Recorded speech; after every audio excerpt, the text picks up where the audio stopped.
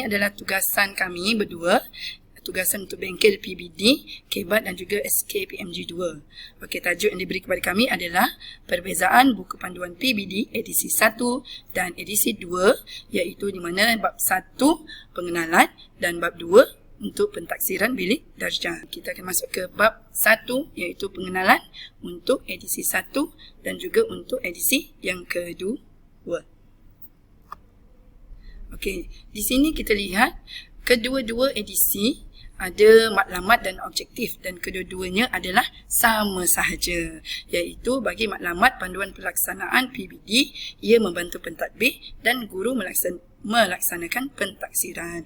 Manakala untuk objektif pula, ia membantu guru untuk menentukan kaedah pentaksiran yang sesuai, melaksanakan PBD dengan berkesan, membuat pertimbangan profesional dalam menentukan TP.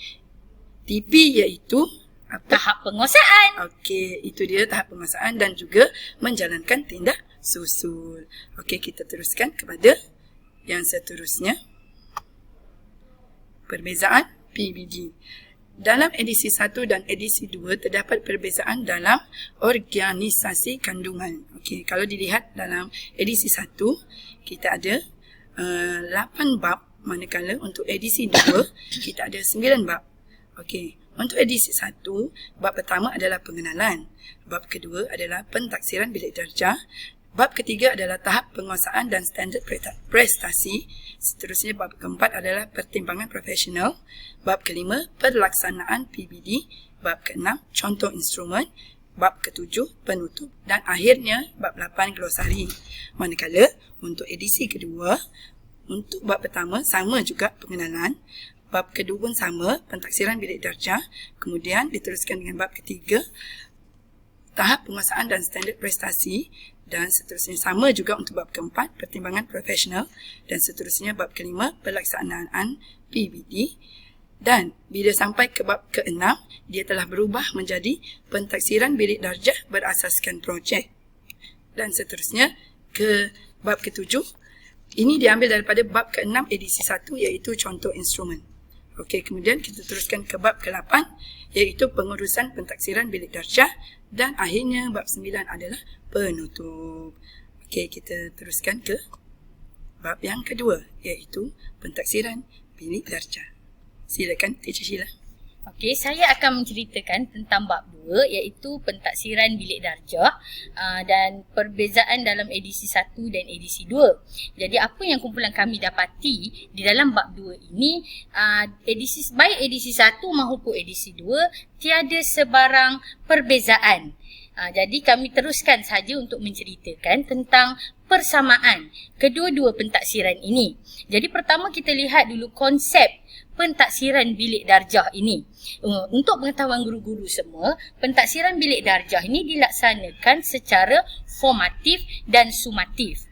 Formatif bermaksud ianya dilaksanakan secara berterusan dalam PDPC. Okey, yang satu formatifnya ialah mentaksir perkembangan untuk pembelajaran. Maknanya taksiran ini berlaku ketika sesi soal jawab semasa PDPC. Dan satu lagi, mentaksir perkembangan sebagai pembelajaran, di mana lazimnya ianya ditaksir menerusi pentaksiran kendiri, di mana murid itu menilai sendiri hasil kerja murid tersebut. Dan juga satu lagi, pentaksiran rakan sebaya, di mana rakan sebaya itu akan menilai rakan dia yang lain di dalam kelas. Dan kita beralih kepada pentaksiran sumatif. Pentaksiran sumatif ini adalah untuk mentaksir perkembangan tentang pembelajaran. Biasanya sumatif ini berlaku pada akhir sesuatu tempoh, tajuk atau bidang pembelajaran. Contoh ujian sumatif ini ialah seperti ujian bulanan, kuis ataupun peperiksaan penggal. Berikutnya kita akan lihat slide seterusnya tentang objektif. Kenapa PBD ini dilaksanakan? Apa objektif dan kebaikannya? Ya, Teacher Sheila. Jadi kita lihat ya, kepada guru. PBD ini dapat membantu guru untuk mengesan pengetahuan sedia ada murid.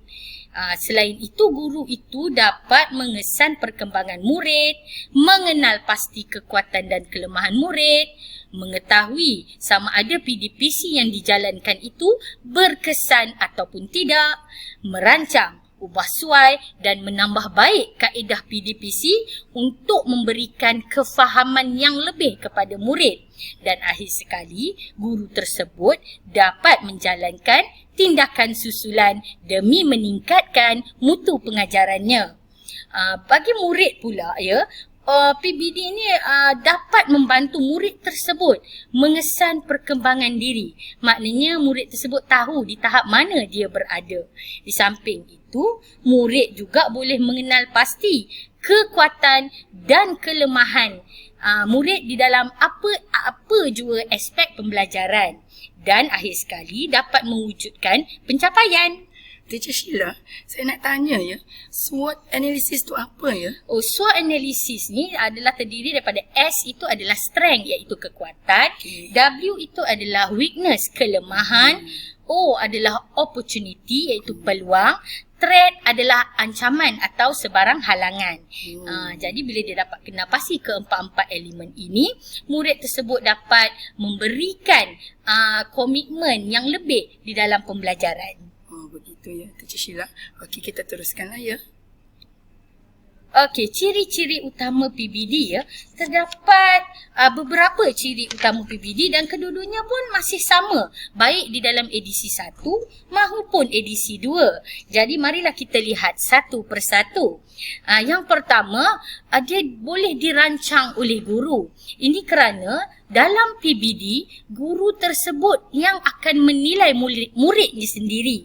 Kerana gurulah yang lebih mengenali pelajar-pelajarnya.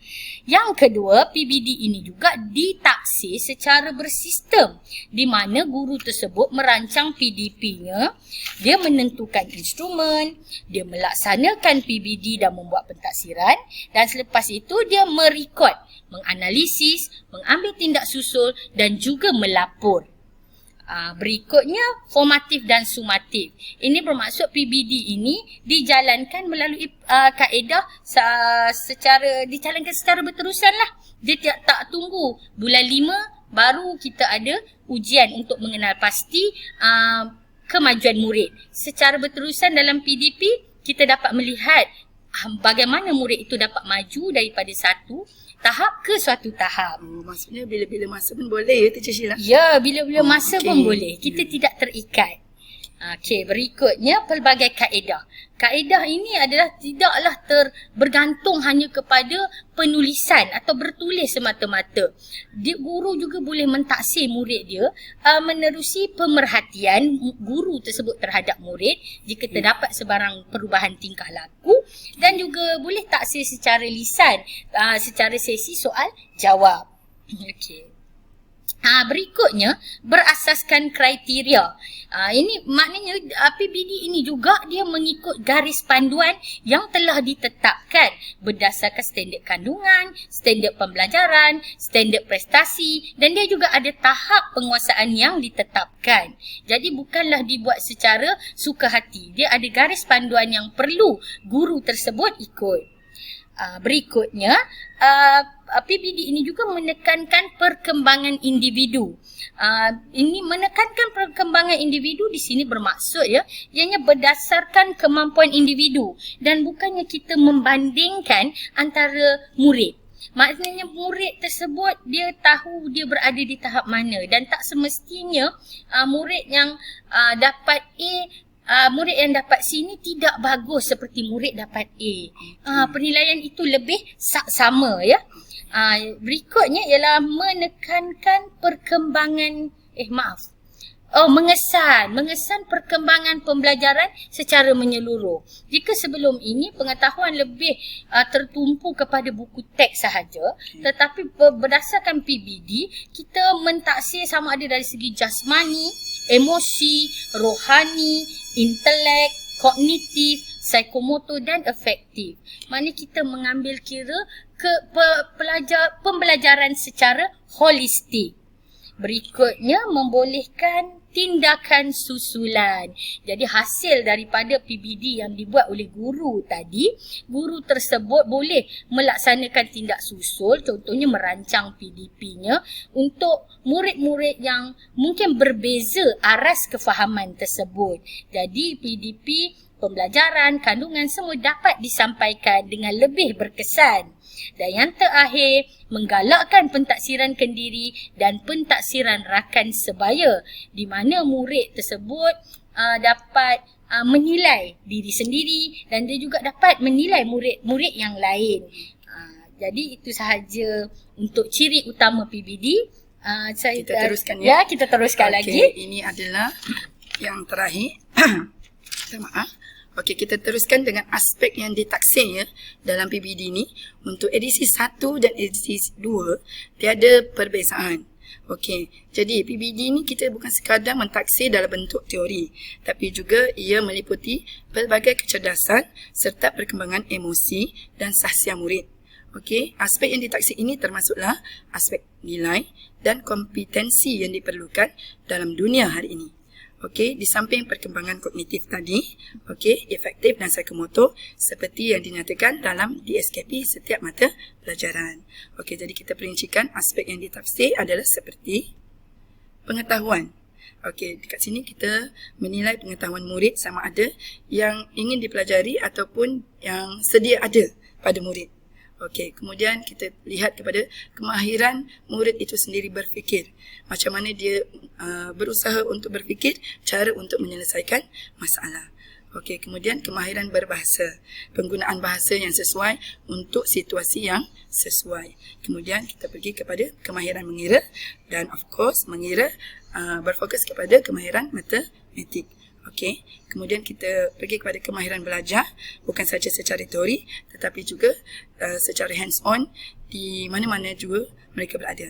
Okey, kemudian kemahiran bersosial dan ini Cici Mimi, kemahiran bersosial pun merupakan aspek yang ditaksir ya. Ini adalah yang paling penting untuk setakat ni sebab pada zaman ni semua orang bersosial sama ada secara realiti atau secara maya. Betul. Jadi aspek sosial ini perlu ditaksir supaya ia lebih mendorong kepada sosial yang sihat dan positif, bukan ke arah yang negatif. Okey. Okey, kemudian kita pergi ke kemahiran manipulatif ya Teacher Sheila. Manipulatif ni iaitu kemahiran murid itu untuk memanipulatif sumber sedia ada. Pandai ke dia untuk mengguna pakai benda yang ada untuk menambah pengetahuan sendiri ataupun menyelesaikan masalah. Okey, kemudian kita pergi ke kemahiran amali. Amali sudah pasti adalah bukan sahaja teori tapi berasaskan hands on. Murid perlu buat dan itu perlu ditafsir. Okey, kemudian kita pergi kepada kemahiran kinestetik. Kinestetik merujuk kepada pergerakan murid. Jadi murid bukan sahaja duduk di dalam kelas sekadar membaca dan menulis tapi perlu bergerak. Okey, kemudian kita tengok kepada kreativiti juga ditaksir supaya murid lebih kreatif dalam menyelesaikan masalah dalam kehidupan yang mendatang. Okey, kemudian kita teruskan kepada aspek seterusnya iaitu kesihatan dan kecergasan.